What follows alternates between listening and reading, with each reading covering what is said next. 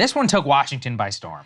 This is a difficult one unless you literally live here and you kind of know the characters, but we will do our best. So let's go and put this up there. Definitely the talk of the town. Oh, this is the talk of the town. Let's put it up there on the screen. This is a scoop from Oliver Darcy. He started his own newsletter called Status. He says, Nuzzi's RFK relationship. Now, according to Oliver Darcy, this was Thursday night, he put out a story. New York Magazine has said that its Washington correspondent, Olivia Nuzzi, is on leave after learning the Star journalist had allegedly engaged in an inappropriate relationship with the reporting subject. That person is RFK Jr., according to people who are familiar with the matter. According to them, there had been a quote-unquote personal relationship between the two, which, according to Nuzzi and to RFK, never became intimate in person. According to them, it was strictly online and restricted to the communications between the two. Now, since that report, there has been more that has come out giving us some of the alleged details. Let's put this up there on the screen. The way that this all came out, according to New York Magazine, and again, there's a lot of according tos going on here, is that RFK Jr., according to them, had either been, quote, bragging or telling people that he had, quote unquote, intimate photos of reporter Olivia Nuzzi. She's only 31, he's 70 years old. Those rumors got back to the editor of New York Magazine, who was actually in Europe. So how he heard about it, that's a very interesting story. So according to them, that's how it happened. The New York Magazine editor-in-chief heard that RFK Jr. had been telling people this about this reporter, Olivia Nuzzi. He then confronted Nuzzi. Nuzzi allegedly denied it multiple times until she then confirmed the relationship. She's been put on leave as they do a quote-unquote investigation. Hard to see how she isn't fired. Now, if we move to the next part, basically the backstory, who is being pushed now by RFK and some of the people close to him. Let's put the New York Post, please. So according to them, quote unquote, Olivia Nuzzi was obsessed and pursued RFK Jr. aggressively, and he had to block her. This was according to one of these journalists who was very close to RFK Jr. And her last name is literally Kennedy. Is she related? I was trying to figure that out. I didn't want to make I just noticed that, yeah. According to them, what happened, basically the RFK Jr. story is that she hung out with RFK Jr. They did a hiking trip. She wrote about it. She talked about why he was a formidable candidate. Apparently, after that incident, she had his phone number. By the way, all of us have his phone number. That's not like a secret thing. Most reporters have sources' phone numbers. She allegedly spammed him with nude photographs. RFK Jr. blocked Olivia Nuzzi. She then allegedly sent him an email saying that she had comment that she needed from him so that he would unblock her. And she then proceeded to bombard him with more nude images. That is obviously a convenient story for RFK Jr., who is married, but that is their narrative of events. Nuzzi, for her part, has not put out anything like trying to absolve herself or any of the transcript. People are noting that she did send this tweet in 2015. Let's put this up there on the screen. Why does Hollywood think female reporters sleep with their sources? This was something that she wrote for New York Magazine. Not helping our cause here, Olivia. Not helping the cause, Olivia Nuzzi. I don't know. I guess there's a lot to say about this. Well, and she also, did you mention this, was engaged to Ryan Lizza? Well, I didn't want to bring him into it, but you can go into it. I mean, it's part of that engagement is now off. Anyway, just to complete the according to tawdry affair. The background is that Lizza had previously been Me Too'd from New York, I think The New Yorker. Nobody ever got really the whole story, but he was fired, which was like very dramatic. And then eventually ended up, I forget exactly where he ended up, but he resurfaced, he got himself a new job, and he'd been then with Olivia Nuzzi. And people were pointing to the tawdry kind of relationship there. But the whole point is also another big, he runs Politico Playbook, which is like the insider, The insider. So they were like a real Washington power couple. I guess beyond that, really what it is not only like the nature of their relationship. According to them, they had broken up like a month or so before this entire story came out. So I don't know. I mean, beyond any of the personal stuff, I guess it just gets back to anytime something like this comes out in the open, it's a disgusting look at Washington. It really is like, look, a lot of this stuff, it happens and it doesn't actually come out and see the light of day. Probably the only reason it did is because RFK Jr. either couldn't keep his mouth shut or allegedly the real story is that he was getting bombarded with this. But I mean, he never complained, I guess, to her bosses. I don't know. The whole point is this is messy. And yeah, it's gross, and I don't know. I'm curious what you think. Let me take you through my emotional journey on this story, okay? So first of all, Kyle actually woke me up from a dead sleep to inform me of this news. I woke my wife up in the morning. 6:20 a.m. I go, and when I shit. The level of difficulty my brain had comprehending the words that were coming out of his mouth, I wish you all could understand. Yeah. So my first gut instinct, of course, was like, Jesus, she's like 30 years old, he's 70. Like, what? Why would you do, like, you know, just sort of shock and kind of horror at the details here. As the story has progressed and we've learned more details, especially the fact he was bragging about this, like, my emotions shifted to a lot of sympathy for her, not to excuse, you know, sleeping with a source or having a digital affair, they say, with a source or whatever.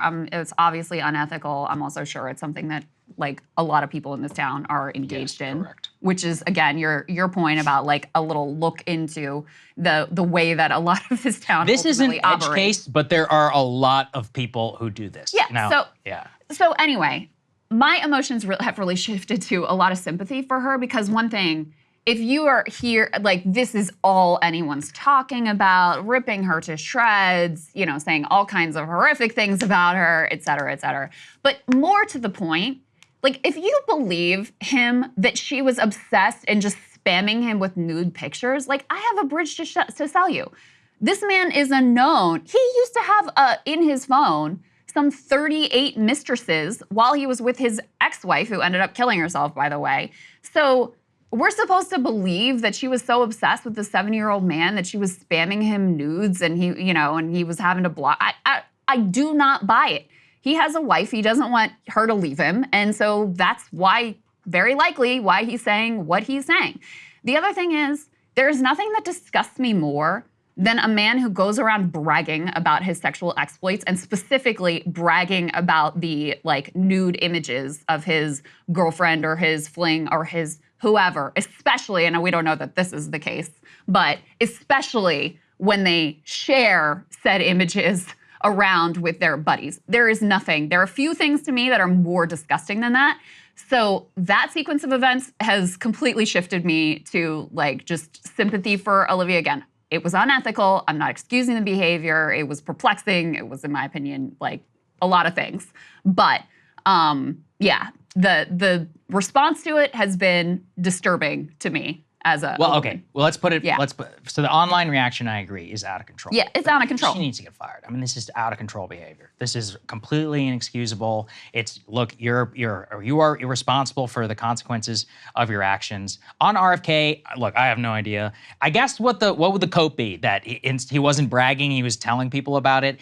IRL, what he should have done, and I don't know what exactly the case is go to the boss and be like, if this were true, right? So be like, go to the bosses and be like, hey, your employee is totally out of control, and this is what's happening. And that's part of the reason I'm sketched out, is because anybody who legitimately was like a target of being constantly bombarded would want to do something like that. Now, here's my challenge to both of the parties. At this point, I'm sick of reading the background. Release the transcript. Blur out the images. All right, delete them.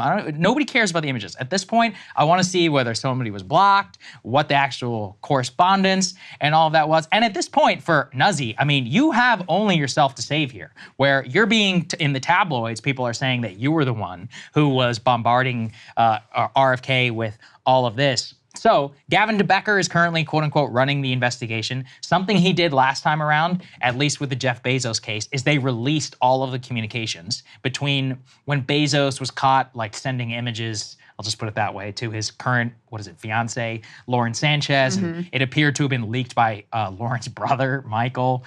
Crazy story in terms of that background. The point is that DeBecker released, like, all of the background with Jeff Bezos, where Bezos was like, screw you, I'm not paying any blackmail. You could see here for all the world to see. I think they do need to release it now at this point. One of them, because really it's the only way you can save, like, any sort of credibility on this matter. But for Nuzzi, I mean, I think she's done. Like, I don't think he can come back from this one. That's it. Well, I think she's done at this current job. Yeah. Can she come back over time? Sure. I don't know. She's very young. Yeah. She's talented. She's a talented writer. I read her profile of RFK. It was great. No, it was good. It was a really profile. good. She also wrote a good piece about, look, nobody's saying that you're not talented. Here's the other thing it's so unethical. Here's the other thing, of course. Yeah. Here's the other thing that's pissing me off, though, is that this has also led to a bunch of like Biden dead enders. Yeah, that's funny, too. She wrote, I don't know if you guys remember this, but we read it. We probably covered it on the show. Good story. Yeah. She wrote one of the definitive accounts of Biden's decline that had a lot of inside the circle details about how donors were like seeing him in person and horrified by how he was unable to function, essentially.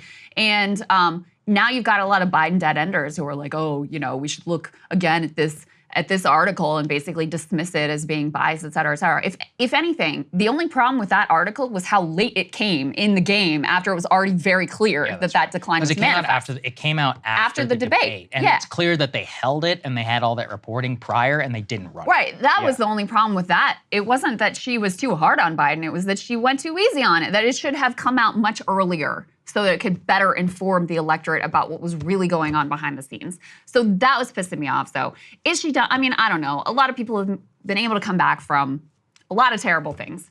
Is she probably done at this job? Yeah. Should she be? Yeah. I mean, you can't, like, you can't conduct yourself like this with a source, with a, you know, someone you're reporting directly on, et cetera, et cetera. But in terms of the reaction and his side of the story, I'm sorry, I just don't believe. I think he needs to release a transcript. I think it's disgusting that he was out there like bragging about this. If he was really under, like you said, Saagar, if he was really under such assault by this woman who, oh my God, poor me, she's spamming me nudes, then like, are you okay? Are you doing all right? I'll tell you why this is sad. If this is, he's married to Cheryl Hines. I love Cheryl Hines from Curb Your Enthusiasm. So first of all, we feel terrible for Cheryl, right? That's humiliating. She doesn't deserve this. No, she does not deserve this. I feel bad for Ryan Lizza as well. These are, we've had two basically relationships that are now either, broken and or like significantly stressed. So let this just be, like the major thing, be like,